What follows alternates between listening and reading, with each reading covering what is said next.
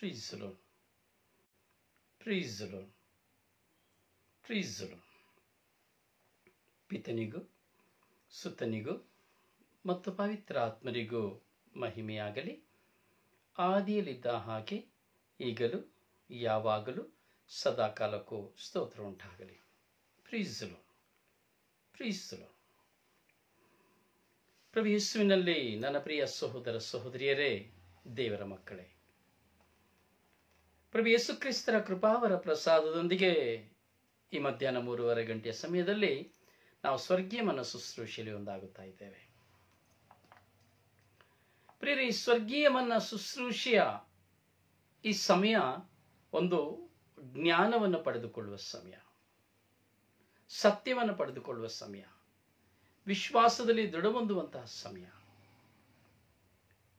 ಪವಿತ್ರತೆಯ ಜೀವನವನ್ನು ಹುಡುಕುವಂತಹ ಸಮಯ, ದೇವರ ವಾಕ್ಯಗಳನ್ನು ಉದ್ದಾಗಲ ಎತ್ತರಗಳನ್ನು ತಿಳಿದುಕೊಳ್ಳುವಂತಹ ಸಮಯ. ಪ್ರಿಯರೇ, ನಾವಿಂದು ವಿಶೇಷವಾಗಿ ನಾವು ಧ್ಯಾನಿಸುವುದಾದರೆ, ಇವತ್ತು ನಾವು ಧ್ಯಾನಿಸ್ತಾ ಇದ್ದೇವೆ ಆಗಮನ ಕಾಲದ 4ನೇ ಭಾನುವಾರ, 4th ಸಂಡೇ. ಇನ್ನು ಬರುವ ಒಂದು ವಾರದಲ್ಲಿ ನಾವು ಕ್ರಿಸ್ತ ಜಯಂತಿಯನ್ನ ಆಚರಿಸಲಿಕ್ಕೆ ಹೋಗ್ತೇವೆ. ಪ್ರಭು ಯೇಸು ಕ್ರಿಸ್ತರ ಜನನೋತ್ಸವವನ್ನ ಇಡೀ ವಿಶ್ವವೇ ಆಚರಿಸಲು ಸಜ್ಜಾಗಿದೆ. ಪ್ರಿಯರೇ, ನಾವೆಲ್ಲರೂ ತುಂಬಾ ವಿಜೃಂಭಣೆಯಿಂದ ಹಬ್ಬವನ್ನು ಮಾಡಲು ಸಿದ್ಧರಾಗಿದ್ದೇವೆ. ನಾವು ಮಾಡುವಂತಹ ಹಬ್ಬ ವ್ಯತ್ಯಸ್ತವಾದಂಥದ್ದು. ನಾವು ಮಾಡುವಂತಹ ಹಬ್ಬದಲ್ಲಿ ಒಂದು ರೂಪಕ ಬೇಕು. ಪ್ರಿಯರೇ, ಕಳೆದ ಕಾಲಗಳಲ್ಲಿ ಈ BBC ನ್ಯೂಸ್ನವರು ಒಂದು ಸಮಾಲೋಚನೆಯನ್ನು ಮಾಡಿದರು. ಎಲ್ಲರೂ ಕ್ರಿಸ್ತ ಜಯಂತಿಯನ್ನ, ಕ್ರಿಸ್ಮಸ್ ಅನ್ನು ಆಚರಿಸ್ತಾ ಇದ್ದಾರೆ. ಈ ಕ್ರಿಸ್ಮಸ್ ಅಂದರೆ ಏನು ಎಂಬ ಪ್ರಶ್ನೆಗೆ ಉತ್ತರವನ್ನು ಕಂಡುಹಿಡಿಯಲು ಪ್ರಯತ್ನಿಸಿದರು. ಹಲವಾರು ಫ್ರಾನ್ಸ್ ದೇಶಗಳು, ಯುರೋಪ್ ದೇಶಗಳು, ಅಮೆರಿಕ ದೇಶಗಳು, ಹೀಗೆ ಎಲ್ಲಾ ದೇಶಗಳಲ್ಲಿ ಒಂದು ಇಂಟರ್ವ್ಯೂನ ಮಾಡಿದರು. ಒಬ್ಬೊಬ್ಬರಲ್ಲಿಯೂ ಸಹ ಇವರು ಹೋಗಿ ನೇರವಾಗಿ ಕೇಳಲು ಪ್ರಾರಂಭಿಸಿದರು. ಕ್ರಿಸ್ಮಸ್ ಅಂದರೆ ಏನು? ಕ್ರಿಸ್ಮಸ್ ಅಂದರೆ ಏನು? ಕೆಲವು ದೇಶಗಳಿಗೆ ಹೋಗುವಾಗ ದೊಡ್ಡ ದೊಡ್ಡ ಶ್ರೀಮಂತರನ್ನ ಕೇಳಬೇಕಾದ್ರೆ ಕ್ರಿಸ್ಮಸ್ ಅಂದ್ರೆ ಏನು ಅಂತ ಕೇಳಬೇಕಾದ್ರೆ ಅವರು ಉತ್ತರ ಕೊಟ್ಟಿದ್ದು, ಓಹ್, ಕ್ರಿಸ್ಮಸ್ ಅಂದ್ರೆ ವಂಡರ್ಫುಲ್, ತುಂಬಾ ಖುಷಿ, ಒಳ್ಳೆ ಆಡಂಬರದ ಔತಣವನ್ನು ಮಾಡಿ ನಾವೆಲ್ಲ ಹಿರಿಯರಿಗೆ, ಗಣ್ಯರಿಗೆ, ಸ್ನೇಹಿತರಿಗಳ ಒಳ್ಳೆ ಪಾರ್ಟಿ ಕೊಡ್ತೇವೆ, ಎಲ್ಲ ದೇಶಗಳಿಂದ ಹೊರಗಡೆಯಿಂದೆಲ್ಲ ಕರೆದು ನಾವು ಪಾರ್ಟಿಯನ್ನು ಕೊಡ್ತೇವೆ ಎಂಬುದಾಗಿ ಹೇಳಿದರು. ಮತ್ತೆ ಕೇಳಿ ಹೋದರು ಕ್ರಿಸ್ಮಸ್ ಅಂದ್ರೆ ಏನು ಎಂಬುದಾಗಿ. ಈ ಬಿಸ್ನೆಸ್ ಮ್ಯಾನ್ಗಳನ್ನ ಕೇಳಿ ಹೋದರು, ಊರುಗಳಲ್ಲಿ ಇರುವಂತಹ ಬಿಸ್ನೆಸ್ ಮ್ಯಾನ್ಗಳನ್ನ, ವ್ಯಾಪಾರಸ್ಥರನ್ನ, ಕ್ರಿಸ್ಮಸ್ ಅಂದ್ರೆ ಏನು ಅಂತ. ಹಾಗೆ ಹೇಳಿದ್ರು, ಓಹ್, ಕ್ರಿಸ್ಮಸ್ ಅಂದ್ರೆ ಒಳ್ಳೆ ನಮಗೆ ಬಿಸ್ನೆಸ್ ನಡೀತದೆ, ಒಳ್ಳೆ ಬಿಸ್ನೆಸ್ ಸಮಯ, ಕ್ರಿಸ್ಮಸ್ ಬಂದ್ರೆ ನಮಗೆ ತುಂಬಾ ಒಳ್ಳೆ ಹಣ ನಮಗೆ ಸಿಗ್ತದೆ, ಲಾಭ ಸಿಗ್ತದೆ ಎಂಬುದಾಗಿ ಹೇಳಿದರು. ಮತ್ತೆ ತಿರುಗಾ ಹೋಟೆಲ್ ಮಾಲೀಕರ ಬಳಿ ಹೋಗಿ ಕೇಳಿದರು, ಕ್ರಿಸ್ಮಸ್ ಅಂದ್ರೆ ಏನು ಎಂಬುದಾಗಿ. ಹೋಟೆಲ್ ಮಾಲೀಕರುಗಳು ಎಲ್ಲ ಹೇಳಿದರು, ಓ, ನಮಗೆ ಫುಲ್ ಬ್ಯುಸಿ ಇರ್ತದೆ, ಒಳ್ಳೆ ಬಿಸ್ನೆಸ್, ನಮಗೂ ಸಹ ಒಳ್ಳೆಯ ವ್ಯಾಪಾರ ಆಗ್ತದೆ, ಜನ ಫ್ಯಾಮಿಲಿಯಾಗಿ ಬಂದು ಒಳ್ಳೆ ಊಟ ಮಾಡ್ತಾರೆ, ಪಾರ್ಟಿ ಕೊಡ್ತಾರೆ, ಅದರಿಂದ ಕ್ರಿಸ್ಮಸ್ ತುಂಬಾ ನಮಗೆ ಗಂಭೀರವಾದದ್ದು. ಹೀಗೆ ಹಲವು ಕಡೆ ಹಲವು ಜನರನ್ನ ಕೇಳಿದ್ರು, ಕ್ರಿಸ್ಮಸ್ ಅಂದರೆ ಏನು. ರಸ್ತೆಯ ಬದಿಯಲ್ಲಿರುವವರ ಹತ್ರ ಹೋಗಿ ಕೇಳಿದ್ರು, ಕ್ರಿಸ್ಮಸ್ ಅಂದರೆ ಏನು. ಓ, ಕ್ರಿಸ್ಮಸ್ ಅಂತ ಹೇಳಿದ್ರೆ ನಮಗೆ ತುಂಬಾ ಸಂತೋಷ, ನಾವು ರಸ್ತೆ ಬದಿಯಲ್ಲಿ ಒಳ್ಳೆ ಕೇಕ್ಗಳ ಮಾರಾಟ ಮಾಡ್ತೇವೆ, ಪಬ್ಲಿಕ್ ರಸ್ತೆಯಲ್ಲಿ ನಾವು ಮಾರಾಟ ಮಾಡುವಾಗ ಜನ ನಮ್ಮ ಹತ್ರ ಬಂದು ಒಳ್ಳೆ ಬಿಸ್ನೆಸ್ ಮಾಡ್ತಾರೆ, ನಮಗೆ ಅದು ತುಂಬಾ ಸಂತೋಷವಾಗ್ತದೆ, ಒಳ್ಳೆ ಹಣ ಸಿಗ್ತದೆ ಎಂಬುದಾಗಿ.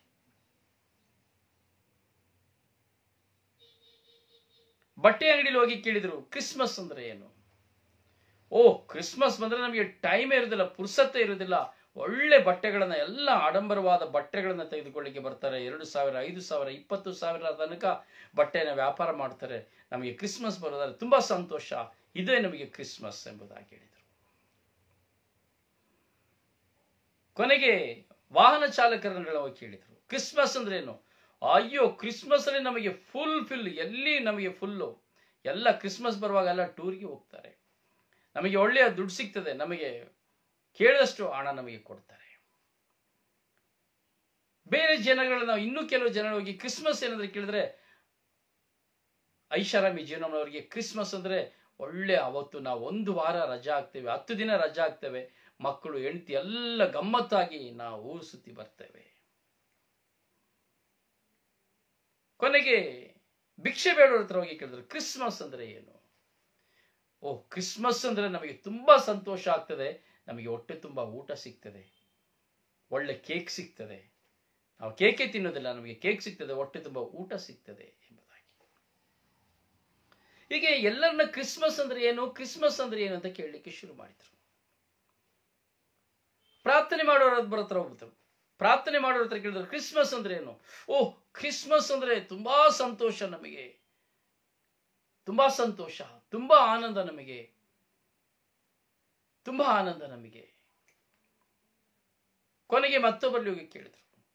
ಇನ್ನು ಕೆಲವರು ಉಪವಾಸ ಮಾಡಿ ಪ್ರಾರ್ಥನೆ ಮಾಡಿದ್ರು. ಏನ್ ಕ್ರಿಸ್ಮಸ್ ಅಂದ್ರೆ, ಅಯ್ಯೋ, ಕ್ರಿಸ್ಮಸ್ ಅಂದ್ರೆ ನಾವು ಉಪವಾಸ ಮಾಡ್ತೇವೆ, ಪ್ರಾರ್ಥನೆ ಮಾಡ್ತೇವೆ, ಕ್ರಿಸ್ಮಸ್ ಹಬ್ಬನ ಆಡಂಬರವಾಗಿ ನಾವು ಆಚರಣೆ ಮಾಡ್ತೇವೆ, ಒಳ್ಳೆ ಬಟ್ಟೆನ ಹಾಕ್ತೇವೆ, ಒಳ್ಳೆ ಸಡಗರದಲ್ಲಿ ಮಾಡ್ತೇವೆ, ಒಳ್ಳೆ ತಿಂಡಿ ತಿನಿಸುಗಳನ್ನ ಮಾಡ್ತೇವೆ, ಅಂಗಡಿಯಿಂದ ತರ್ತೇವೆ, ಎಲ್ರಿಗೂ ಕೊಡ್ತೇವೆ. ಹೀಗೆ ಹಲವಾರು ಜನರಲ್ಲಿ ಹೋಗಿ ಕ್ರಿಸ್ಮಸ್ ಅಂದ್ರೆ ಏನಂದ್ರೆ ವಿಭಿನ್ನವಾದಂತಹ ಉತ್ತರಗಳನ್ನು ಕೊಟ್ಟರು. ಕೊನೆಗೆ ಒಂದು ಮುದುಕಿಯ ಬಳಿ ಹೋದರು. ಆ ಮುದುಕಿಯ ಬಳಿ ಹೋಗಕ್ಕೆ ಮುಂಚೆ ಯುವಕರ ಬಳಿ ಹೋದ್ರು. ಅಯ್ಯ, ಕ್ರಿಸ್ಮಸ್ ಅಂದ್ರೆ ಏನು. ಅವ್ರು ಹೇಳಿದ್ರು ಕ್ರಿಸ್ಮಸ್ ಅಂದ್ರೆ ಗಮ್ಮತ್ತು, ಕ್ರಿಸ್ಮಸ್ ಅಂದ್ರೆ ಗಮ್ಮತ್ತು, ಒಳ್ಳೆ ಕುಡಿತ, ಒಳ್ಳೆ ಕುಡಿದು ಒಳ್ಳೆ ಡ್ಯಾನ್ಸ್ ಮಾಡಿ ಒಳ್ಳೆ ಮೋಜು ಮಾಡ್ತೇವೆ. ಮತ್ತೆ ಅಲ್ಲಿಂದ ತಿರ್ಗಾ ಬಾರ್ನವ್ರ ಹತ್ರ ಹೋದ್ರು.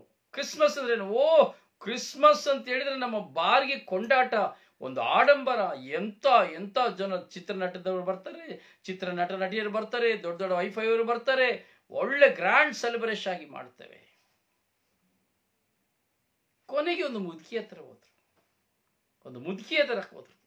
ಅಮ್ಮ, ಎಲ್ಲರ ಹತ್ರ ನಾವು ಕೇಳಿ ಬಂದು ಈಗ ನಿನ್ನ ಹತ್ರ ಕೊನೆಯದಾಗಿ ಕೇಳ್ತಾ ಇದ್ದೇವೆ, ಕ್ರಿಸ್ಮಸ್ ಅಂದ್ರೆ ಏನು. ಮುದುಕಿ, ತುಂಬಾ ಮುದುಕಿ. ಆಗ ಮುದುಕಿ ಹೇಳ್ತು, ಕ್ರಿಸ್ಮಸ್ ಅಂದ್ರೆ ಕ್ರಿಸ್ತನು ಬರುವಂಥದ್ದು. ಕ್ರಿಸ್ಮಸ್ ಅಂದ್ರೆ ಕ್ರಿಸ್ತನು ಬರುವಂಥದ್ದು. ಎಷ್ಟೋ ಜನರಿಗೆ ಗೊತ್ತಿಲ್ಲ ಕ್ರಿಸ್ಮಸ್ ಅಂದ್ರೆ ಏನೇನೋ ಉತ್ತರ ಹೇಳ್ತಾರೆ. ಕ್ರಿಸ್ಮಸ್ ಕ್ರಿಸ್ತ ಜಯಂತಿ ಎಂಬುದಾಗಿ ಹೇಳ್ತಾರೆ, ಯೇಸುಸ್ವಾಮಿಯ ಬರ್ತ್ಡೇ ಎಂಬುದಾಗಿ ಹೇಳ್ತಾರೆ, ಹೌದಲ್ಲ, ಯೇಸುಸ್ವಾಮಿ ಹುಟ್ಟಿದ ದಿನ ಎಂಬುದಾಗಿ ಹೇಳ್ತೇವೆ. ಇವತ್ತು ಯೇಸುಸ್ವಾಮಿ ಹುಟ್ಟಿದ ದಿನಪ್ಪ, ಕ್ರಿಸ್ಮಸ್, ಹ್ಯಾಪಿ ಕ್ರಿಸ್ಮಸ್ ಎಂಬುದಾಗಿ ಹೇಳುವುದನ್ನು ನಾವು ನೋಡ್ತೇವೆ. ಪ್ರಿಯರಾದರೆ ಕ್ರಿಸ್ಮಸ್ ಎಂದರೆ ಈ ಮುದುಕಿ ಹೇಳಿತು, ಕ್ರಿಸ್ತರು ಬರುತ್ತಾರೆ. ಹೌದು ಪ್ರಿಯರೇ, ಕ್ರಿಸ್ಮಸ್ ಎಂದರೆ ಕ್ರಿಸ್ತನು ಬರುವಂತಹ ದಿನ, ಕ್ರಿಸ್ತನು ಬಂದಂತಹ ದಿನ, ಕ್ರಿಸ್ತನು ಬರುವಂತಹ ದಿನ, ಕ್ರಿಸ್ತನು ಬಂದಂತಹ ದಿನ. ಈ 4 ಆಗಮನ ಕಾಲದಲ್ಲಿ ಯೇಸು ಕ್ರಿಸ್ತರು ಬರುವರು ಎಂಬುದಾಗಿ ನಾವು ಸಿದ್ಧತೆಯನ್ನು ಮಾಡುತ್ತೇವೆ. ಆದರೆ ಕ್ರಿಸ್ಮಸ್ ಬರುವಾಗ 4ನೇ ಭಾನುವಾರದ 5ನೇ ಭಾನುವಾರಕ್ಕೆ ನಾವು ಹೋಗುವಾಗ, ಡಿಸೆಂಬರ್ 25ನೇ ತಾರೀಕು ಹೋಗುವಾಗ ನಾವು ಕ್ರಿಸ್ತನನ್ನ ಕಾಣ್ತೇವೆ. 4 ವಾರಗಳ ಸಿದ್ಧತೆಯ ಪೂರ್ತೀಕರಣ ನಾವು 25ನೇ ತಾರೀಕು ಆಚರಿಸ್ತೇವೆ. ಕ್ರಿಸ್ತನ ಬರುವಿಕೆ.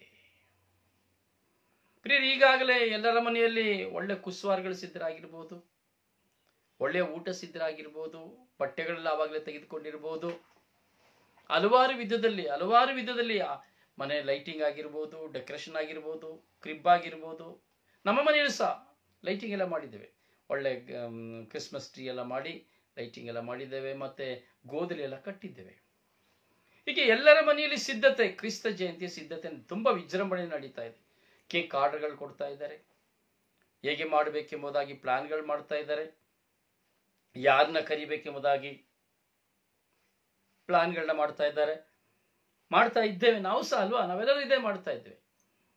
ಸೊ ಕ್ರಿಸ್ಮಸ್, ಕ್ರಿಸ್ತನು ಬರುವಂತಹ ದಿನ. ಪ್ರಿಯರೇ, ನಾವು ಮಾಡುವಂತಹ ಗೋಧಲಿಯಲ್ಲಿ ಯೇಸು ಕ್ರಿಸ್ತನ ಬಂದು ಜನಿಸುವುದಿಲ್ಲ, ಅಥವಾ ನಮ್ಮ ಮನೆಯ ಮೇಲೆ ಹಾಕಿದಂತ ನಕ್ಷತ್ರದ ನಿಮಿತ್ತವಾಗಿ ಯೇಸು ಕ್ರಿಸ್ತನ ನನ್ನ ಮನೆಯಲ್ಲಿ ಹುಟ್ಟುತ್ತಾರೆ ಎಂಬುದಾಗಿ ಅಲ್ಲ.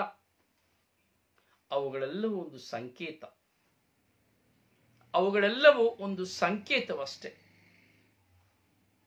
ಪ್ರಿಯರೇ, ಕ್ರಿಸ್ತನು ನಮ್ಮ ಹೃದಯಕ್ಕೆ ಬರಬೇಕು.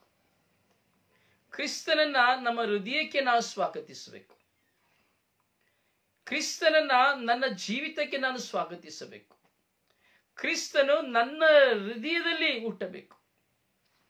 ಯಾವಾಗ ಯೇಸು ಕ್ರಿಸ್ತನು ನನ್ನ ಹೃದಯದಲ್ಲಿ ಹುಟ್ಟುವಂತ ಅನುಭವ ನನಗಾಗುತ್ತದೆ, ಅದೇ ಕ್ರಿಸ್ತ ಜಯಂತಿ. ನನ್ನಲ್ಲಿ ಬದಲಾವಣೆಯೇ ಇಲ್ಲ, ಯಾವ ವಿಧವಾದ ಮಾರ್ಪಾಟಿಲ್ಲ, ಯಾವ ವಿಧವಾದಂತ ನನಗೆ ಪ್ರೀತಿ ಕ್ಷಮೆಗಳಿಲ್ಲ. ಸೊ ಹೀಗಿರುವಾಗ ಹೇಗೆ ಕ್ರಿಸ್ಮಸ್, ಹೇಗೆ ನಾನು ಕ್ರಿಸ್ತ ಜಯಂತಿಯನ್ನ ಆಚರಿಸಲು ಸಾಧ್ಯ?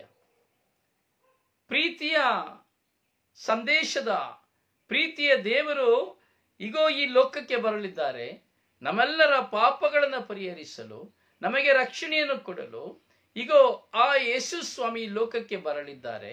ಸೊ ಆ ಯೇಸು ಕ್ರಿಸ್ತರು ಈ ಲೋಕಕ್ಕೆ ಬರುವುದರಿಂದ ಪ್ರಯೋಜನವಿದೆಯೇ, ಅಥವಾ ನನ್ನ ಹೃದಯಕ್ಕೆ ಬರುವುದರಿಂದ ಪ್ರಯೋಜನವಿದೆಯೇ? ಯೇಸು ಕ್ರಿಸ್ತರು ಕ್ರಿಸ್ಮಸ್ ದಿನದಲ್ಲಿ ಲೋಕಕ್ಕೆ ಬರುವುದರಿಂದ ಪ್ರಯೋಜನವಿಲ್ಲ, ನಮ್ಮೆಲ್ಲರ ಹೃದಯದಲ್ಲಿ ಬರುವುದರಿಂದ ಮಾತ್ರ ಪ್ರಯೋಜನ.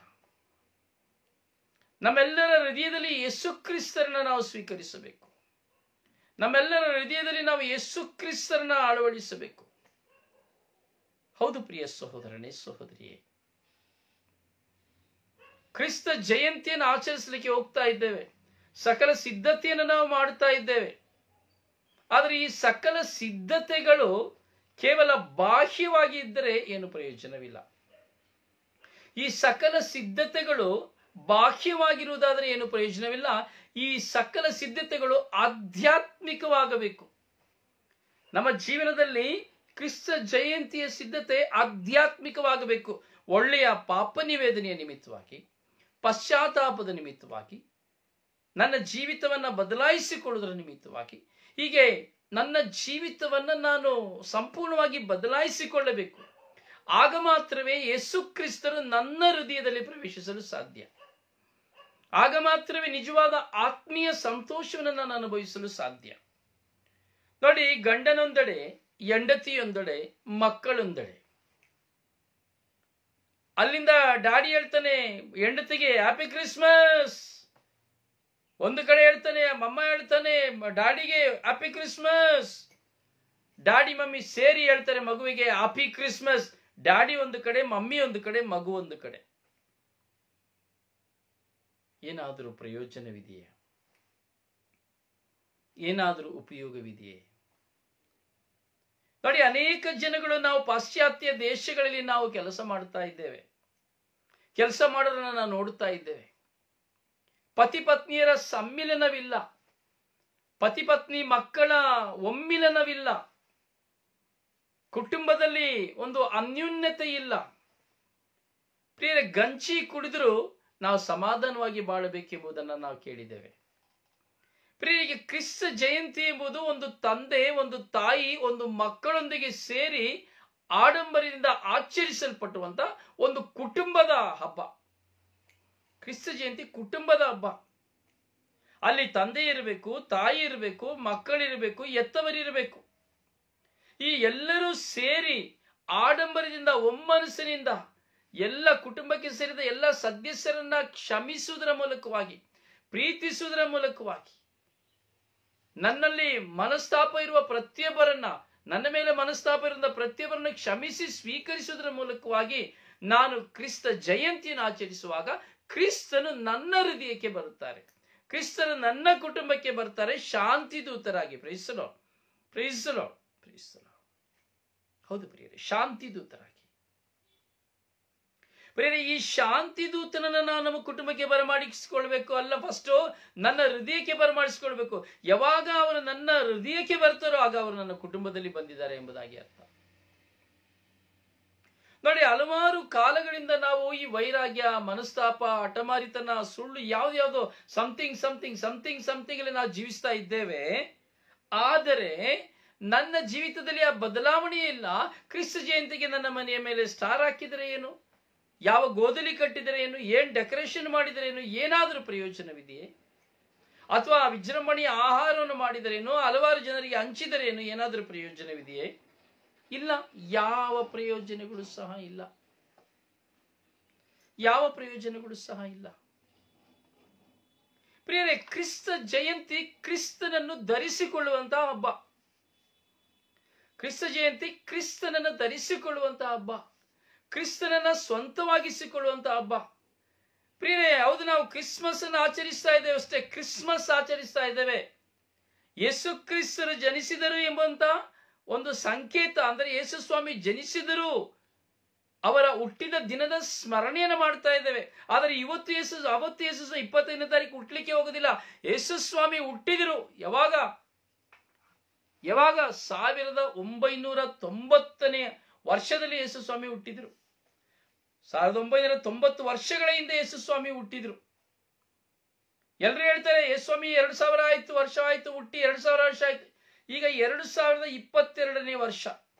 ಯೇಸು ಸ್ವಾಮಿ 33 ವರ್ಷಗಳು ಈ ಲೋಕದಲ್ಲಿ ಜೀವಿಸಿ ಸತ್ತರು.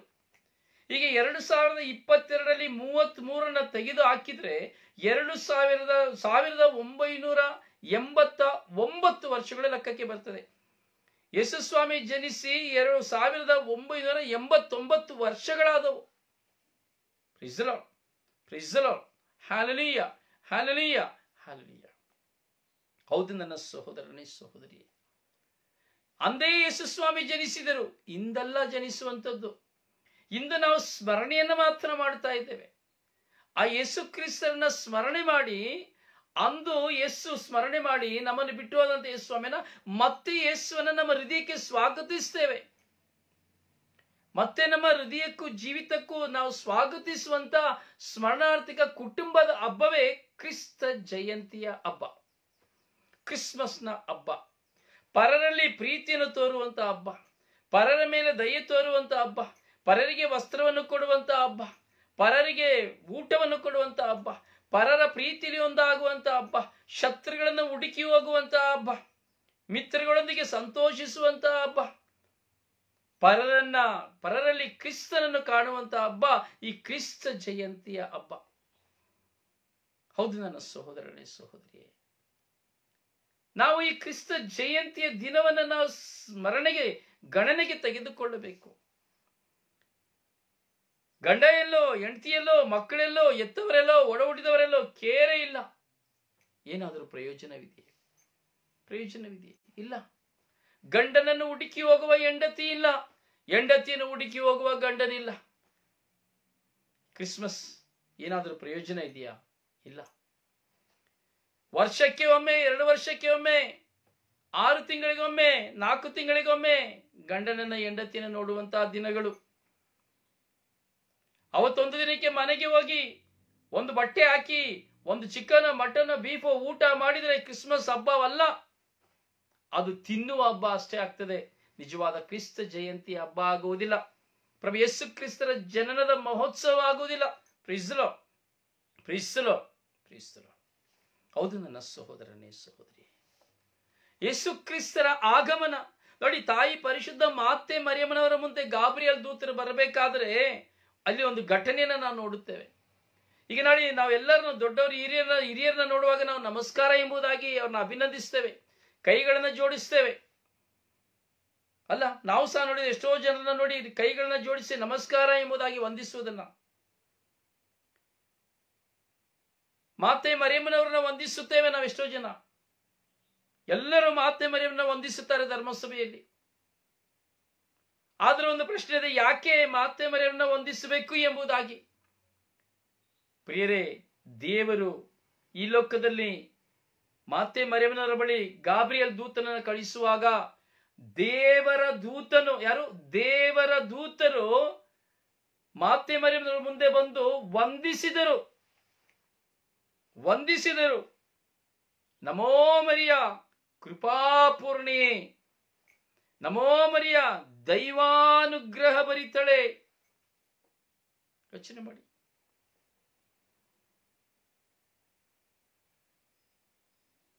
ನಮೋ ಮರಿಯ ದೈವಾನುಗ್ರಹ ಭರಿತಳೆ. ವಿಜೃಂಭಣೆಯ ಒಂದು ವಂದನೆ. ವಂದಿಸುವಾಗ ಮಾತೆ ಮರಿಯಮ್ಮನವರಿಗೆ ಅದನ್ನ ಸ್ವೀಕರಿಸಲು ಆಗ್ತಾ ಇಲ್ಲ. ಇದೇನಿದು ಇಂಥ ಒಂದು ಮಾತು, ಇದೇನಿದು ಇಂಥ ಒಂದು ಮಾತು? ಈ ವಂದನೆ ನನ್ನನ್ನು ಕುರಿತು ನಮೋ ಮರಿಯ ಎಂದು ಹೇಳ್ತಾ ಇದ್ದಾರಲ್ಲ. ನಮೋ ಎಂದು ಹೇಳುವಂತ ಪದವಿದೆಯಲ್ಲ, ಹೇಲ್ ಮೇರಿ ಎಂಬುದಂತ ಪದ ಇರ್ತಿರಲಿಲ್ಲ. ಇವರಾರು ನನ್ನನ್ನ ಹೀಗೆ ಹೊಗಳುತ್ತಾ ಇದ್ದಾರೆ? ನಾನು ಯಾರಾಗಿದ್ದೇನೆ ನನ್ನನ್ನು ಹೊಗಳಲು? ನಾನು ಇನ್ನು ಚಿಕ್ಕ ಪ್ರಾಯದವಳಾಗಿದ್ದೇನೆ, ನನ್ನನ್ನು ಇವರು ಯಾಕೆ ವಂದಿಸುತ್ತಾ ಇದ್ದಾರೆ ಎಂಬ ಪ್ರಶ್ನೆ.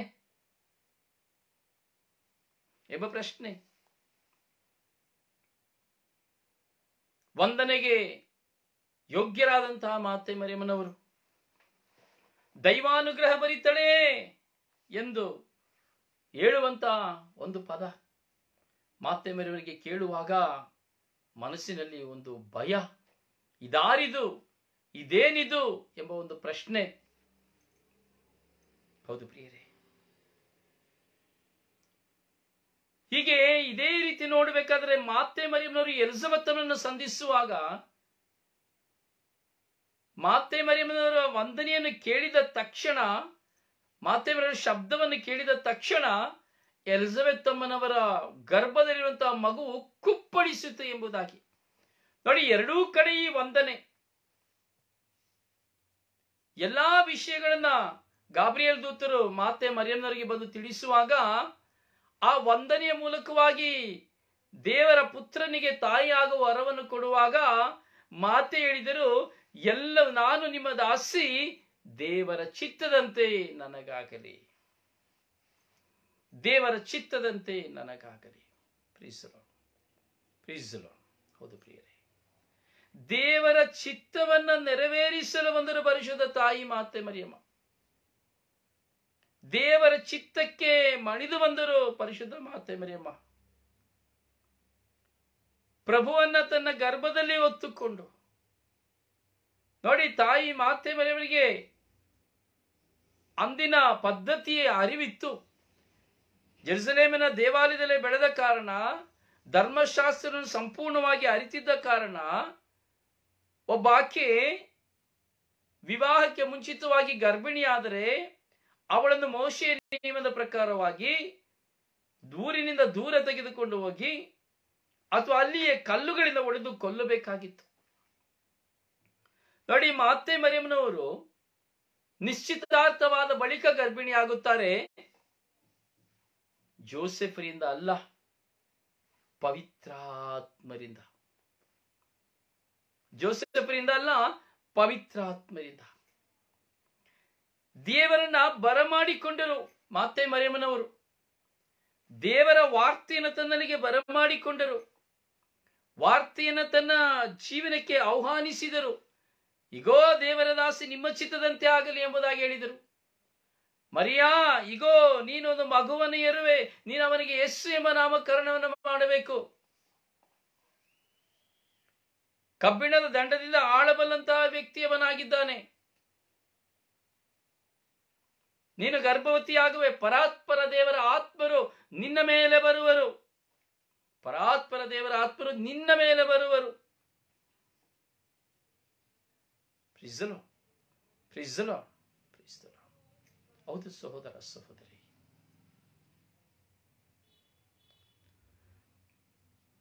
ಮಾತೆ ಮರಿಯಮ್ಮನವರು ಪವಿತ್ರಾತ್ಮರನ್ನ ಧರಿಸಿಕೊಂಡರು. ದೇವರ ವಾರ್ತೆಗೆ ಶಿರಬಾಗಿದರು. ಪ್ರಭು ಯೇಸುವಿಗೆ ತಾಯಾದರು. ಪ್ರಭು ಯೇಸುವಿಗೆ ತಾಯಿಯಾದರು. ಬೆತ್ಲೆಹೇಮಿನಲ್ಲಿ ಒಂದು ದನದ ಕೊಟ್ಟಿಗೆಯಲ್ಲಿ ಯೇಸು ಸ್ವಾಮಿ ಜನಿಸಿದರು ಎಂಬಂತ ನಿದರ್ಶನವನ್ನ ನಾವು ನೋಡುತ್ತೇವೆ. ಒಂದು ಇತಿಹಾಸವನ್ನ ನಾವು ನೋಡುತ್ತೇವೆ. ಯೇಸು ಸ್ವಾಮಿ ದನದ ಕೊಟ್ಟಿಗೆಯಲ್ಲಿ ಜನಿಸಿದರು ಎಂಬುದಾಗಿ ಇತಿಹಾಸದ ನುಡಿಗಳನ್ನು ಮಾತ್ರ ನಾವು ಧ್ಯಾನಿಸ್ತೇವೆ, ಹಾಗೂ ಯೆಶಾಯನ ಪ್ರವಾದನೆಯನ್ನು ನಾವು ಧ್ಯಾನಿಸ್ತೇವೆ.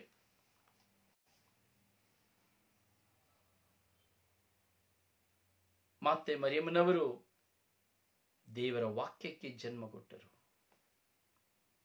ಮಾತೆ ಮರಿಯಮ್ಮನವರು ದೇವರ ವಾಕ್ಯಕ್ಕೆ ಜನ್ಮ ಕೊಟ್ಟರು. ದೇವರ ವಾಕ್ಯವನ್ನ ತನ್ನ ಉದರದಲ್ಲಿ ಸ್ವೀಕರಿಸಿದರು. ಅದೃಶ್ಯರಾಗಿದ್ದಂತ ದೇವರನ್ನ ಸದೃಶ್ಯರಾಗಿ ಕೊಡಲು ತನ್ನ ಉದರದಲ್ಲಿ ಈ ಮರೆಯಾಗಿದ್ದಂತಹ, ಆದಿಯಲ್ಲೇ ಇದ್ದಂತಹ ಜೀವವಾದಂತಹ ವಾಕ್ಯವಾದಂತಹ ಪ್ರಭು ಯೇಸುವಿಗೆ ತನ್ನ ಗರ್ಭದಲ್ಲಿ ಅವರು ಆಹ್ವಾನವನ್ನು ಕೊಟ್ಟರು. ಇಗೋ ದೇವರ ದಾಸಿ ನಿಮ್ಮ ಚಿತ್ತದಂತ ಆಗಲಿ ಎಂದು ಹೇಳಿದ ತಕ್ಷಣ ಪವಿತ್ರಾತ್ಮರು ಮಾತೆಯಲ್ಲಿ ಇಳಿದು ಬರುವಾಗ ಪವಿತ್ರಾತ್ಮರ ಮೂಲಕವಾಗಿ ಮಾತೆ ಮರಿಯಮ್ಮನವರ ಗರ್ಭದಲ್ಲಿ ಪ್ರಭು ಯೇಸು ಬಿತ್ತಲ್ಪಟ್ಟರು. ಯೇಸುವಿಗೆ ಕೈ ಕಾಲುಗಳು ಮಾತೆ ಮರಿಯಮ್ಮನವರಿಂದ ಕೊಡಲ್ಪಟ್ಟಿತು. ಯೇಸುವಿಗೆ ಅವಯವಗಳು, ಪಂಚೇಂದ್ರಿಯಗಳು ಮಾತೆ ಮರಿಯಮ್ಮನವರಿಂದ ಕೊಡಲ್ಪಟ್ಟಿತು. ಮಾತೆ ಮರಿಯಮ್ಮನವರ ರಕ್ತದಿಂದ ಯೇಸು ಸ್ವಾಮಿ ಪೋಷಿತರಾದರು. ಮಾತೆ ಮರಿಯಮ್ಮನವರ ಗರ್ಭದಲ್ಲಿ ಪೋಷಣೆಯನ್ನ ಪಡೆದರು. ಒಂದು ಸಾಧಾರಣ ಒಂದು ಸ್ತ್ರೀಯ ಹೊಟ್ಟೆಯಲ್ಲಿ ಮಗುವಾಗಿ ಬೆಳೆದರು. ಮಾತೆ ಮರಿಯಮ್ಮನವರ ಆ ಉದರದಲ್ಲಿ 9 ತಿಂಗಳು ವಾಕ್ಯವಾದವರು ನೆಲೆಗೊಂಡಿದ್ದರು. ಆ ವಾಕ್ಯವಾದವರು ವಾಸ ಮಾಡುತ್ತಾ ಇದ್ದರು. ಅಂದಿನ ದೇವ ಮಂಜೂಷವಲ್ಲ, ಅಂದು ಮೋಶೆ ಮೂಲಕವಾಗಿ ತೋರ್ಪಡಿಸಿದಂತ ಮಂಜೂಷವಲ್ಲ, ಅದರಲ್ಲಿದ್ದು ಮನ್ನ, ಆರೋನ ಕೋಲು ಹಾಗೂ 10 ಕಟ್ಟಳೆಗಳ ಕಲ್ಲುಗಳು ಮಾತ್ರ.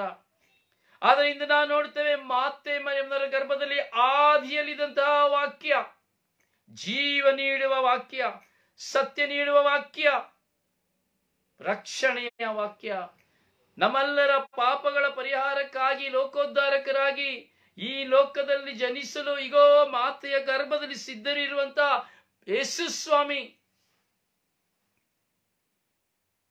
ವಾಕ್ಯವನ್ನೇ ಗರ್ಭದಲ್ಲಿ ಹೊತ್ತರು. ವಾಕ್ಯಕ್ಕೆ ಜೀವ ಕೊಟ್ಟರು. ತಮ್ಮ ಶ್ವಾಸದಲ್ಲಿ ವಾಕ್ಯಕ್ಕೆ ಜೀವ ಕೊಟ್ಟರು. ಈ ಲೋಕದಲ್ಲಿ ಜನ್ಮ ಕೊಟ್ಟರು ಪ್ರಭು ಯೇಸುವಿಗೆ. Praise the lord, praise the lord, praise the lord, praise the lord. ಹೌದು ನನ್ನ ಸಹೋದರ ಸಹೋದರಿ, ನಾವು ಕೆಲವು ಸಂಗತಿಗಳನ್ನು ಅರಿಯುವಾಗ ನಾವು ತುಂಬಾ ಆಳವಾಗಿ ಚಿಂತಿಸಬೇಕು. ಆಳವಾದ ಸಮಾಲೋಚನೆಗಳನ್ನು ನಾವು ಮಾಡಬೇಕು. ಅಂದು ಮಾತೆ ಮರಿಯಮ್ಮನವರು ಯೇಸು ಸ್ವಾಮಿಯನ್ನು ಸ್ವಾಗತಿಸಿದರು. ಆ ಮುದುಕಿ, ಹಣ್ಣು ಮುದುಕಿ ಇವತ್ತು ಕ್ರಿಸ್ಮಸ್ ಅಂದ್ರೆ ಏನು ಅಂತ ಕೇಳಿದಾಗ ಕೇಳಿದ್ದು ಕ್ರಿಸ್ತನು ಬಂದಂತ ದಿನ, ಯೇಸು ಕ್ರಿಸ್ತನು ಬಂದಂತ ದಿನ.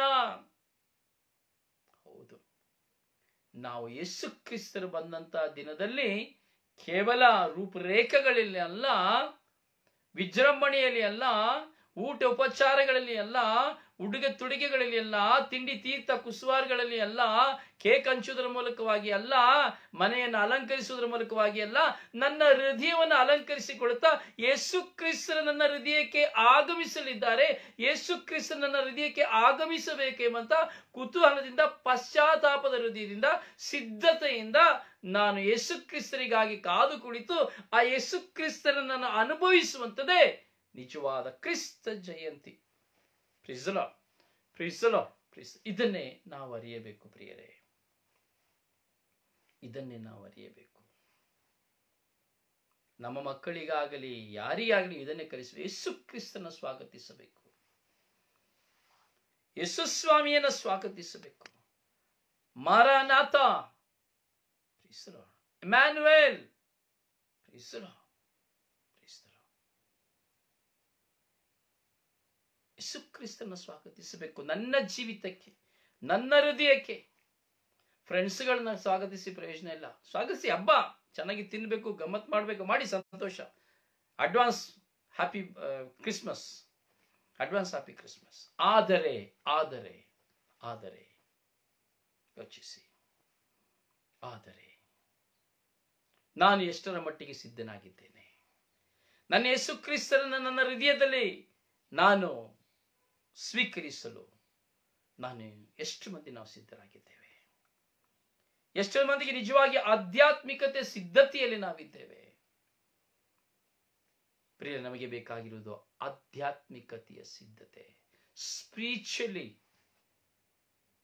ಅರೇಂಜ್ಮೆಂಟ್, ಸ್ಪಿರಿಚುವಲಿ ಬೇಕು. ಹೌದು ಪ್ರಿಯರೇ, ಪ್ರಿಪೇರ್ ಆಗಬೇಕು, ಸ್ಪಿರಿಚುವಲಿ ಪ್ರಿಪೇರ್ ಆಗಬೇಕು. ತಿನ್ನುವುದು ದಿನ ತಿಂತಾ ಇರ್ತೇವೆ. ಏನ್ ಕ್ರಿಸ್ಮಸ್ ಅಂದ್ರೆ ನಾವು ಕುರಿ ಮಾಂಸ ತಿನ್ಲಿಕ್ಕೆ ಏನಾದ್ರೂ ಆನೆ ಮಾಂಸ ತಿಂತೇವ? ಅಥವಾ ಕೋಳಿ ತಿನ್ಲಿಕ್ಕೆ ಹುಲಿ ತಿಂತೇವ? ಅಥವಾ ಬೇರೆ ಏನಾದ್ರೂ ಸ್ಪೆಷಲ್ ಆಗಿ ತಿಂತೇವೆ? ಇಲ್ಲ. ದಿನಾ ತಿನ್ನೋ ಚಿಕನ್ನೇ, ದಿನಾ ತಿನ್ನೋ ಮಟನ್ನೇ, ದಿನಾ ತಿನ್ನೋ ಪೋರ್ಕೆ, ದಿನಾ ತಿನ್ನೋ ಬೀಫೆ. ಏನು ವ್ಯತ್ಯಾಸ ಇಲ್ಲ. ತಿನ್ನೋದ್ರೆ ಏನು ವ್ಯತ್ಯಾಸ? ಎಲ್ಲ ತಿನ್ನೋದೇ. ಏನಂದ್ರೆ ಅವತ್ತೊಂದು ವಿಶೇಷವಾಗಿ ಇನ್ನೂ ಸ್ವಲ್ಪ ಎಕ್ಸ್ಟ್ರಾ, ಅಷ್ಟೇ ಬಿಟ್ರೆ ಇನ್ನೇನು ಇಲ್ಲ. ಆದರೆ ತಿನ್ನುವುದನ್ನೇ ತಿಂತಾ ಇದ್ದೇವೆ ಅಷ್ಟೇನೆ, ವಿಶೇಷತೆಗಳೇನಿಲ್ಲ. ಕುಡಿಯುವುದನ್ನೇ ಕುಡಿತಾ ಇದೀವಿ ಅಷ್ಟೇ, ವಿಶೇಷತೆಗಳು. ಆದರೆ ತಿನ್ನುವುದಕ್ಕಿಂತ ಹೆಚ್ಚಾಗಿ, ಕುಡಿಯುವುದಕ್ಕಿಂತ ಹೆಚ್ಚಾಗಿ ನನ್ನ ಜೀವಿತದಲ್ಲಿ ನಾನು ಎಷ್ಟರ ಮಟ್ಟಿಗೆ ನನ್ನನ್ನು ಬದಲಾಯಿಸಿಕೊಳ್ಳುತ್ತೇನೆ ಎಂಬುದೇ ಮುಖ್ಯ. ಇದೇ ಕ್ರಿಸ್ತ ಜಯಂತಿ, ನನ್ನನ್ನು ಬದಲಾಯಿಸಿಕೊಳ್ಳುವಂತ ಹಬ್ಬ. ಯಾವಾಗ ಯೇಸು ಕ್ರಿಸ್ತರು ನನ್ನ ಹೃದಯಕ್ಕೆ ಆಗಮಿಸ್ತಾರೋ ಆವಾಗ ನಾನು ನನ್ನ ಬದಲಾವಣೆ ಆಗ್ತೇನೆ. ಆಗ ಯೇಸು ಕ್ರಿಸ್ತರು ನನ್ನ ಹೃದಯಕ್ಕೆ ಬರಬೇಕು ಅಂದ್ರೆ ನಾನು ಬದಲಾವಣೆ ಆಗ್ಲಿಕ್ಕೆ ಪ್ರಯತ್ನಿಸಬೇಕು. ಪಶ್ಚಾತ್ತಾಪದ ನಿಮಿತ್ತವಾಗಿ, ಪರಿವರ್ತನೆಯ ನಿಮಿತ್ತವಾಗಿ, ಪ್ರಾರ್ಥನೆಯ ನಿಮಿತ್ತವಾಗಿ. ಮನೆಯನ್ನೆಲ್ಲ ಶುದ್ಧ ಮಾಡ್ತೇವೆ, ಹೌದಲ್ಲ? ಮನೆಯೆಲ್ಲ ಶುದ್ಧ ಮಾಡ್ತೇವೆ, ಕ್ಲೀನ್ ಮಾಡ್ತೇವೆ, ಡೆಕೋರೇಷನ್ ಮಾಡ್ತೇವೆ, ಎಲ್ಲ ಮಾಡ್ತೇವೆ ಜನರಿಗೆ ತೋರಿಸುವುದಕ್ಕಾಗಿ, ಜನರು ನೋಡುವುದಕ್ಕಾಗಿ. ಆದರೆ ಯೇಸು ಕ್ರಿಸ್ತನನ್ನು ತೋರಿಸುವುದಕ್ಕಾಗಿ ನಾನು ನನ್ನ ಮನೆಯನ್ನ, ನನ್ನ ಹೃದಯವನ್ನು ನಾನು ಸಿದ್ಧಪಡಿಸ್ತಾ ಇದ್ದೇನಾ? ಸಿದ್ಧಪಡಿಸಿಕೊಂಡಿದ್ದೇನಾ? ಯೋಚನೆ ಮಾಡಿ ನೋಡಿ. ಎಷ್ಟು ಜನ ನಾವು ಕ್ರಿಸ್ತ ಜಯಂತಿ ಬರ್ತಾ ಇದೆ, ನಾನು ಹಲವಾರು ಜನರಿಗೆ ಬಟ್ಟೆ ಕೊಡಬೇಕು, ಹಲವಾರು ಜನರಿಗೆ ನಾನು ಬಡವರಿಗೆ, ನಿರ್ಗತಿಗೆ ಊಟ ಕೊಡಬೇಕು, ಒಂದು ತಿಂಡಿ ತಿನಿಸನ್ನ ಕೊಡಬೇಕು, ನಾನು ಸಂಧಿಸಬೇಕು ಬಡವರನ್ನ. ಎಷ್ಟು ಜನ ನಾವು ಚಿಂತಿಸ್ತಾ ಇದ್ದೇವೆ. ಇದೇ ಕ್ರಿಸ್ತ ಜಯಂತಿ ಬರುವಿಕೆಗೆ ನಾವು ಮಾಡಬೇಕಾಗಿರುವಂತಹ ಕಾರ್ಯ ನೋಡಿ. ಕ್ರಿಸ್ತ ಜಯಂತಿಯ ನಿಮಿತ್ತವಾಗಿ ನಾವು ಈ ಸಾರಿ ಒಂದು ವೃದ್ಧಾಶ್ರಮದಲ್ಲಿ ಕ್ರಿಸ್ತ ಜಯಂತಿಯನ್ನು ನಾವು ಮಾಡ್ತಾ ಇದ್ದೇವೆ. ಅಂದ್ರೆ 24ನೇ ತಾರೀಕು ಅವರಿಗೆ ಬೆಳಗಿನ ಉಪಹಾರ, ಮಧ್ಯಾಹ್ನದ ಊಟ ಹಾಗೂ ರಾತ್ರಿಯ ಮಾಂಸದ ಊಟ. 24 ತಾರೀಕು ಒಂದು, 25ನೇ ತಾರೀಕು, 26ನೇ ತಾರೀಕು, 3 ದಿನ ಈ ವೃದ್ಧಾಶ್ರಮದಲ್ಲಿ ಅವರಿಗೆ ಆಹಾರವನ್ನು ಕೊಡಬೇಕು ಅಂತ ತೀರ್ಮಾನ ಮಾಡಿದ್ದೇವೆ. ಹಾಗೆ ನಮ್ಮ ಮುಂದೆ ಇರುವಂತಹ ಎಷ್ಟೋ ಜನ ವಿಕಾರಿಗಳಾಗಿರುವವರು, ಭಿಕ್ಷೆ ಬೇಡುವವರು, ನಮ್ಮ ಮುಂದೆ ಇರುವ ಎಷ್ಟೋ ಜನರಿಗೆ ನಾವು ಬಟ್ಟೆಗಳನ್ನು ಕೊಡಬೇಕು ಅಂತ ತೀರ್ಮಾನ ಮಾಡಿದ್ದೇವೆ. ಪ್ರಿಯ, ತಿಳ್ಕೊಳ್ಬೇಡಿ, ಯಾರ ಹತ್ರ ಹಣ ಕೇಳ್ತೀವಿ ಅಂತ ಭಯ ಪಡಬೇಡಿ, ದಯವಿಟ್ಟು ಕೇಳಬೇಡಿ. ಅದಕ್ಕಾಗಿ ದೇವರು ಆಯ್ಕೆ ಮಾಡಿದಂತ ದೇವತಾ ವ್ಯಕ್ತಿಗಳು ಇದ್ದಾರೆ. ಭಯಪಡಬೇಡಿ, ಕೇಳುವುದಿಲ್ಲ. ಯಾವತ್ತಿಗೂ ಬಂದು ನಿಮ್ಮ ಹತ್ರ ಹಣ ಕೊಡಿ, ನಾವು ಅವರಿಗೆ ಅದು ಕೊಡಬೇಕಿದ್ಬೇಕು ಅಂತ ಕೇಳುವುದಿಲ್ಲ. ಪವಿತ್ರಾತ್ಮ ಪ್ರೇರಣೆ ಇರೋರು ಖಂಡಿತವಾಗಿಯೂ ಕೊಡ್ತಾರೆ, ಖಂಡಿತವಾಗಿಯೂ ಮಾಡ್ತಾರೆ. ಪ್ರಿಯರಿಗೆ, ನಮ್ಮ ಜೀವಿತದಲ್ಲಿ ನಾವು ಬಡವರನ್ನ ಹುಡುಕಿ ಹೋಗುವಂತ ಹಬ್ಬ ಇದು, ದರಿದ್ರರನ್ನ ಹುಡುಕಿ ಹೋಗುವಂತ ಹಬ್ಬ ಇದು. ಬಡವರನ್ನ, ದಾರಿದ್ರ್ಯರನ್ನ ಹುಡುಕಿ ಹೋಗುವಂತ ಹಬ್ಬ ಇದು, ಕ್ರಿಸ್ತ ಜಯಂತಿ ಹಬ್ಬ. ನನ್ನಲ್ಲಿರುವ ಯೇಸು ಕ್ರಿಸ್ತರನ್ನ ನಾನು ತೋರ್ಪಡಿಸಬೇಕು. ನನ್ನಲ್ಲಿ ಯೇಸು ಕ್ರಿಸ್ತರಿದ್ದಾರಪ್ಪ, ಯೇಸು ಕ್ರಿಸ್ತರು ಬಂದಿದ್ದಾರೆ, ಅದನ್ನ ನಾನು ಹೇಳಬೇಕು. ನನ್ನಲ್ಲಿ ಯೇಸು ಕ್ರಿಸ್ತರಿದ್ದಾರೆ, ನನ್ನಲ್ಲಿ ಯೇಸು ಕ್ರಿಸ್ತರನ್ನ ನಾನು ತೋರಿಸಬೇಕು. ಅದೇ ಯೇಸು ಹೇಳಿದ್ದು, ಯೇಸು ಸ್ವಾಮಿ ಹೇಳಿದ್ದು, ನಾನು ಹಸಿದಿದ್ದೆ, ನನಗೆ ಆಹಾರ ಕೊಟ್ಟಿರಿ. ನಾನು ವಸ್ತ್ರವಿಲ್ಲದಿದ್ದೆ, ನನಗೆ ವಸ್ತ್ರವನ್ನು ಕೊಟ್ಟಿರಿ. ನಾನು ದಾಹದಿಂದಿದ್ದೆ, ನನಗೆ ಕುಡಿಯಲು ನೀರು ಕೊಟ್ಟಿರಿ. ನಾನು ಏಕಾಂಗಿ ಆಗಿದ್ದೆ, ನೀವು ನನ್ನನ್ನು ಸಂಧಿಸಿದಿರಿ. ಬಂದಿಯಾಗಿದ್ದೆ, ನನ್ನನ್ನು ಸಂಧಿಸಿದಿರಿ. ನೀವು ಪರರಿಗೆ ಏನೆಲ್ಲ ಮಾಡುತ್ತೀರೋ ಅದು ನನಗೆ ಮಾಡಿದಂತೆ.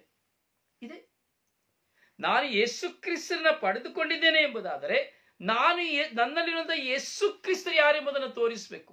ಹೇಗೆ? ನಾನು ಮಾಡುವ ದಾನ ಧರ್ಮಗಳ ನಿಮಿತ್ತವಾಗಿ, ನಾನು ಮಾಡುವ ಒಳಿತಿನ ನಿಮಿತ್ತವಾಗಿ ನಾನು ತೋರ್ಪಡಿಸಬೇಕು. Praise the lord, praise the lord, hallelujah, hallelujah. ಹೌದು ನನ್ನ ಸಹೋದರನೇ, ಸಹೋದರಿಯೇ, ನೋಡಿ, ಇವತ್ತು ನೀವು ನೋಡೋದಾದ್ರೆ, ನೆನ್ನೆಯ ದಿನದಲ್ಲಿ ಇಸ್ರಾಯೇಲ್ ದೇಶದಲ್ಲಿ ಈ ಪಾದಯಾತ್ರೆ ಹೋಗ್ತಾರೆ. 8-9 ಕಿಲೋಮೀಟರ್ ನಡೆದುಕೊಂಡು ಜೆರುಸಲೇಮಿನಿಂದ ಯೇಸು ಸ್ವಾಮಿ ಜನಿಸಿದಂತಹ ಸ್ಥಳಕ್ಕೆ ಪಾದಯಾತ್ರೆ ಹೋಗ್ತಾರೆ. ಸಾವಿರಾರು ಜನ ಹೋಗ್ತಾರೆ. ಇಸ್ರಾಯೇಲ್ನಲ್ಲಿ ಕೆಲಸ ಮಾಡುವವರು ಸಾವಿರಾರು ಜನ ಹೋಗ್ತಾರೆ. ನಾನು ಹಲವಾರು ಜನರಲ್ಲಿ ಕೇಳುವಂತಹ ಪ್ರಶ್ನೆ, ಹಾಗೂ ನಾನು ನೋಡಿದಂತಹ ಸನ್ನಿವೇಶವೂ ಸಹ ನೋಡಿ, 8 ಕಿಲೋಮೀಟರ್ ದೂರ ಪ್ರಯಾಣ ಮಾಡುವಾಗ ಜೆರುಸಲೇಮಿನಿಂದ ಬೆತ್ಲೆಹೇಮಿಗೆ ಹೋಗುವ ತನಕ ಅದು ಒಂದು ಯಾತ್ರಿಕ ಪ್ರಯಾಣ, ಅದು ಒಂದು ವಿಶ್ವಾಸವನ್ನು ಪ್ರಕಟಿಸುವಂತಹ ಒಂದು ಪ್ರಯಾಣ. ಆದರೆ ನೋಡಿ, ಅಲ್ಲಿ ನಾವು ನೋಡಬೇಕಾದ್ರೆ ಎಷ್ಟು ಜನ ಆ ವಿಶ್ವಾಸದ ಪ್ರಯಾಣದಲ್ಲಿ ವಿಶ್ವಾಸವಾಗಿ ನಾವು ಹೋಗ್ತಾ ಇದ್ದಾರೆ. ಎಷ್ಟು ಜನ ಗಮ್ಮತ್ ಮಾಡ್ಲಿಕ್ಕೆ ಹೋಗ್ತಾ ಇರ್ಬೋದು, ಎಷ್ಟು ಜನ ಹೋಗಿ ಬರುವಾಗ ಒಳ್ಳೆ ಕುಡಿದು ಬರ್ಲಿಕ್ಕಾಗಿ ಹೋಗ್ತಾ ಇರ್ಬೋದು, ಎಷ್ಟು ಜನ ಒಳ್ಳೆದಿಂದ ಫ್ರೆಂಡ್ಸ್ಗಳೆಲ್ಲ ಸಿಗ್ತಾರೆ ಅಂತೇಳಿ ಮಾತಾಡಿ ಹೋಗ್ತಾ ಇರ್ಬೋದು, ಎಷ್ಟು ಜನ ನಿಜವಾದ ವಿಶ್ವಾಸದಲ್ಲಿ ಆ ಯೇಸು ಸ್ವಾಮಿಯ ಆ ಒಂದು ಪವಿತ್ರವಾದ ಸ್ಥಳವನ್ನು ಸಂಧಿಸಿ ಬರ್ಲಿಕ್ಕಾಗಿ ಹೋಗ್ತಾ ಇರ್ಬೋದು. ನೋಡಿ, ಪ್ರತಿಯೊಬ್ಬರ ಮನಸ್ಸಿನ ಚಿಂತನೆಗಳು, ಪ್ರತಿಯೊಬ್ಬರ ಯೋಚನೆಗಳು ಅನೇಕ ವಿಧದಲ್ಲಿ ಅನೇಕ ತರ ಇರ್ತದೆ. ನಾನು ನೋಡಿದೆ, ಎಲ್ಲರಿಗೂ ತೊಪ್ಪಿ, ಕ್ರಿಸ್ಮಸ್ ತೊಪ್ಪಿ, ಎಲ್ಲರ ತಲೆಯಲ್ಲಿ ಕ್ರಿಸ್ಮಸ್ ತೊಪ್ಪಿ. ಹೇಗೆ ಎಲ್ಲರ ಮನೆಯಲ್ಲಿ ನಕ್ಷತ್ರಗಳಿದೆಯೋ ಹಾಗೆ ಎಲ್ಲರ ಮನೆಯಲ್ಲಿ ಎಲ್ಲರ ತಲೆ ಮೇಲೆ ಕ್ರಿಸ್ಮಸ್ ತೊಪ್ಪಿ. ಪ್ರಿಯ, ನನ್ನ ಮನೆಯ ಮೇಲೆ ನಕ್ಷತ್ರ ಇದ್ರೆ ಅಥವಾ ನನ್ನ ತಲೆಯ ಮೇಲೆ ತೊಪ್ಪಿ ಇದ್ರೆ ಏನೋ ಪ್ರಯೋಜನ ಇಲ್ಲ. ಯೇಸು ಕ್ರಿಸ್ತರೆಂಬ ತೊಪ್ಪಿ ನನ್ನ ಮೇಲೆ ಇರಬೇಕು. ಯೇಸು ಕ್ರಿಸ್ತರೆಂಬ ಕಿರೀಟ ನನ್ನ ಮೇಲೆ ಇರಬೇಕು. ಆಶೀರ್ವಾದವೆಂಬ ಕಿರೀಟ ಯೇಸು ಕ್ರಿಸ್ತ ನನ್ನ ಮೇಲೆ ಇರಬೇಕು, ನನ್ನ ತಲೆಯ ಮೇಲೆ ಇರಬೇಕು, ನನ್ನ ಮನೆಯ ಮೇಲೆ ಇರಬೇಕು. ಈಗ ನನ್ನ ಮನೆಯಲ್ಲಿ ಕ್ರಿಸ್ಮಸ್ ಟ್ರೀ ಹಾಕಿದ್ದೇನೆ, ನಕ್ಷತ್ರ ಮನೆಯ ಮೇಲೆ ಕಟ್ಟಿದ್ದೇನೆ, ಗೋದಲಿ ಕಟ್ಟಿದ್ದೇನೆ, ಆದರೆ ನನ್ನೊಳಗೆ ಯೇಸು ಕ್ರಿಸ್ತರಿಲ್ಲ. ಮನೆಯ ಮೇಲಿದ್ದೇನು ಪ್ರಯೋಜನ ಅಥವಾ ನನ್ನ ತಲೆಯ ಮೇಲಿದ್ದೇನು ಪ್ರಯೋಜನ? ನನ್ನ ಜೀವಿತದಲ್ಲಿ ನನಗೆ ಬದಲಾವಣೆ ಇಲ್ಲ. ಅನೈತಿಕ ಸಂಬಂಧಗಳಿಂದ ದೂರವಿಲ್ಲ, ಕುಡುಕುತನಗಳಿಂದ ದೂರವಿಲ್ಲ, ಜೂಜಾಟಗಳಿಂದ ದೂರವಿಲ್ಲ, ಯಾವುದೇ ವಿಧವಾದಂತಹ ಪಾಪ ಜೀವಿತ ದೂರವಿಲ್ಲ. ಆದರೆ ತಲೆಯ ಮೇಲೆ ತೊಪ್ಪಿ ಹಾಕಿ ನನ್ನ ಮನೆಯಲ್ಲಿ ನಾನು ಸ್ಟಾರ್ ಅನ್ನು ಹಾಕಿ ಗೋದಲಿಯನ್ನು ಕಟ್ಟಿಕೊಂಡರೆ ಏನಾದರೂ ಪ್ರಯೋಜನವಿದೆಯೇ? ಇವುಗಳೆಲ್ಲ ಕ್ರಿಸ್ತ ಜಯಂತಿಯ ಸಿದ್ಧತೆ. ಆಧ್ಯಾತ್ಮಿಕತೆಯ ಜೀವಿತದಲ್ಲಿ ನಾನು ನನ್ನನ್ನು ಬದಲಾಯಿಸಿಕೊಂಡು, ನನ್ನ ನಡೆಯನ್ನ ಬದಲಾಯಿಸಿಕೊಂಡು, ನನ್ನ ನುಡಿಯನ್ನ ಬದಲಾಯಿಸಿಕೊಂಡು, ನನ್ನ ಕ್ರಿಯೆಯನ್ನು ಬದಲಾಯಿಸಿಕೊಂಡು ಜೀವಿಸುವುದೇ ನಿಜವಾದ ಕ್ರಿಸ್ತ ಜಯಂತಿ. ನೋಡಿ, ಎಷ್ಟೋ ಜನ ನೋಡ್ತೇವೆ, ಯಾರ ಅನುಭವ ಇರೋದಿಲ್ಲ. ಒಂದು ವ್ಯಕ್ತಿಯ ಪರಿಚಯ ಎಲ್ಲಿಯೋ ಕೇಳಿರ್ತೇವೆ, ಆದರೆ ಇವತ್ತು ನೋಡಿ ಕೆಲವು ವ್ಯಕ್ತಿಗಳನ್ನ ನಾವು ಬಹಿಷ್ಕರಿಸುವುದನ್ನ ನೋಡುತ್ತೇವೆ. ಒಂದು ವ್ಯಕ್ತಿಯಲ್ಲಿ ಮಾತಾಡಿರೋದಿಲ್ಲ, ಆ ವ್ಯಕ್ತಿಯ ಅನುಭವ ಇರೋದಿಲ್ಲ, ಏನಿಲ್ಲ. ಆದರೆ ಯಾವುದೋ ಒಂದು ವ್ಯಕ್ತಿಯನ್ನು ಕುರಿತು ತಪ್ಪಾಗಿ ಹೇಳಿದ ತಕ್ಷಣ ನಾವು ನಿರಪರಾಧಿಯಾಗಿರುವಂತಹ ಎಷ್ಟೋ ವ್ಯಕ್ತಿಗಳನ್ನೆಲ್ಲ ನಾವು ಕೆಟ್ಟವರು ಎಂಬುದಾಗಿ ಮುದ್ರೆ ಒತ್ತುತ್ತೇವೆ. ಅವರನ್ನ ಬಹಿಷ್ಕರಿಸುತ್ತೇವೆ, ಹೃದಯದಲ್ಲಿ ಬಹಿಷ್ಕರಿಸುತ್ತೇವೆ, ತಿರಸ್ಕರಿಸುತ್ತೇವೆ. ಅವಳು ಅಂತವಳು, ಇವನು ಇಂಥವನು, ಅವಳು ಹೀಗೆ ಮಾಡಿದಳು, ಅವನು ಹಾಗೆ ಮಾಡಿದನು, ಕಿವಿಯಿಂದ ಕೇಳಿ ನಾವು ತೀರ್ಪನ್ನು ಕೊಡುತ್ತೇವೆ. ಹೀಗೆ ತೀರ್ಪು ಕೊಟ್ಟು ಎಷ್ಟೋ ಜನರ ನೋವಿಗೆ ನಾವು ಕಾರಣರಾಗುತ್ತೇವೆ. ಹೀಗಿರುವಾಗ ನಾನು ಕ್ರಿಸ್ತ ಜಯಂತಿಯನ್ನು ಆಚರಿಸುವುದರಲ್ಲಿ ಏನಾದರೂ ಅರ್ಥವಿದೆಯೇ? ಕ್ರಿಸ್ತ ಜಯಂತಿಯಲ್ಲಿ ಯಾವುದಾದರೂ ಒಂದು ಆಶೀರ್ವಾದ ನಮಗೆ ಸಿಗುತ್ತದೆಯೇ? ಖಂಡಿತ ಸಿಕ್ಕುವುದಿಲ್ಲ. ಮನೆಯ ಮೇಲೆ ಸ್ಟಾರ್ ಹಾಕಿ, ಮನೆಯಲ್ಲಿ ಗೋದಲಿ ಕಟ್ಟಿ, ತಲೆ ಮೇಲೆ ತೊಪ್ಪಿ ಹಾಕಿ ಸಾಂತಕ್ರೂಸ್ ಆದರೆ ಏನು ಪ್ರಯೋಜನ ಇಲ್ಲ. ಮನೆಯ ಮೇಲೆ ನಕ್ಷತ್ರ ಹಾಕಿ, ತಲೆ ಮೇಲೆ ತೊಪ್ಪಿ ಹಾಕಿ, ಮನೆಯಲ್ಲಿ ಗೋದಲಿ ಹಾಕಿದರೆ ಏನು ಪ್ರಯೋಜನವಿಲ್ಲ. ಪ್ರೀತಿಸುವವರನ್ನ ಪ್ರೀತಿಸಬೇಕು, ಆದರಿಸುವವರನ್ನ ಆದರಿಸಬೇಕು, ಕ್ಷಮಿಸುವವರನ್ನ ಕ್ಷಮಿಸಬೇಕು, ಎಲ್ಲರನ್ನ ಸ್ವೀಕರಿಸಬೇಕು, ನನ್ನನ್ನು ಪರಿವರ್ತಿಸಿಕೊಳ್ಳಬೇಕು. ಅದುವೇ ಕ್ರಿಸ್ತ ಜಯಂತಿ. ಯಾಜಕನಲ್ಲಿ ಕ್ಷಮೆ ಯಾಚಿಸಿ ಪ್ರೀತಿಸಬೇಕು, ಪ್ರಬೋಧಕನಲ್ಲಿ ಕ್ಷಮೆ ಯಾಚಿಸಿ ಪ್ರೀತಿಸಬೇಕು, ಗಂಡ ಹೆಂಡತಿ ಗಂಡನಲ್ಲಿ ಕ್ಷಮೆ ಯಾಚಿಸಿ ಪ್ರೀತಿಸಬೇಕು, ಎತ್ತವರು ಮಕ್ಕಳೊಂದಿಗೆ ಮಕ್ಕಳು ಎತ್ತವರಲ್ಲಿ ಕ್ಷಮೆ ಯಾಚಿಸಿ ಪ್ರೀತಿಸಬೇಕು, ಅತ್ತೆ ಮಾವ ನಾದಿನಿ ಮೈದುನರು ಒಬ್ಬರಿಗೊಬ್ಬರಿಗೆ ಕ್ಷಮೆ ಯಾಚಿಸಿ ಪ್ರೀತಿಸಬೇಕು. ಹೀಗೆ ನೆರೆಯವರನ್ನ ಕ್ಷಮಿಸಿ ಪ್ರೀತಿಸಬೇಕು. ಆಗ ಮಾತ್ರವೇ ಕ್ರಿಸ್ತ ಜಯಂತಿಯ ಮಹೋತ್ಸವದ ಪೂರ್ತೀಕರಣ. ಅದರಿಂದ ಪ್ರಿಯರೇ, ನಾವು ಕ್ರಿಸ್ತ ಜಯಂತಿಯನ್ನ, ಕ್ರಿಸ್ತ ಜನನವನ್ನ ಕ್ರಿಸ್ತನ ಬರುವಿಕೆಯನ್ನ ನಾವು ಸಿದ್ಧ ಮಾಡ್ತಾ ಇದ್ದೇವೆ. ಈ ಆಗಮನ ಕಾಲದ 4ನೇ ಭಾನುವಾರದಲ್ಲಿ ಅದರಿಂದ ಶಾಂತಿಯನ್ನ, ಸಮಾಧಾನವನ್ನ, ಸಂತೋಷವನ್ನ ನಾವು ಅನುಭವಿಸಲು ಎಲ್ಲರಲ್ಲಿ ಒಂದಾಗುವಂತ ಹಬ್ಬ ಕ್ರಿಸ್ತ ಜಯಂತಿಯ ಹಬ್ಬ, ಕ್ರಿಸ್ಮಸ್ ಹಬ್ಬ. ಅದರಿಂದ ಪ್ರಿಯರೇ, ನಾವು ಸಿದ್ಧರಾಗುವ, ಯೇಸು ಕ್ರಿಸ್ತರನ್ನ ಧರಿಸಿಕೊಳ್ಳಲು ನಾವು ಸಿದ್ಧರಾಗುವ, ಯೇಸು ಕ್ರಿಸ್ತರಂತೆ ಜೀವಿಸಲು ಸಿದ್ಧರಾಗುವ, ಯೇಸು ಕ್ರಿಸ್ತರು ನುಡಿದಂತೆ ನಡೆಯಲು ನಾವು ಈ ಕ್ರಿಸ್ತ ಜಯಂತಿಗೆ ಸಿದ್ಧರಾಗಿ ಆಶೀರ್ವಾದವನ್ನು ಪಡೆದುಕೊಳ್ಳುವ. ದೇವರು ನಿಮ್ಮನ್ನು ಆಶೀರ್ವದಿಸಲಿ. ನಿಮಗಾಗಿ ಪ್ರಾರ್ಥಿಸುವ ನಿಮ್ಮ ಸೇವಕ ಬ್ರದರ್ ರೊಜಾರಿಯೋ ಪಾಂಡೋಪರ. ಎಲ್ಲರಿಗೂ ಕ್ರಿಸ್ತ ಜಯಂತಿಯ ಶುಭಾಶಯಗಳನ್ನು ಕೋರುತ್ತೇನೆ.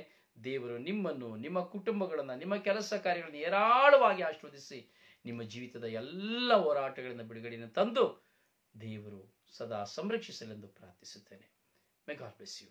Thank you so much. Please.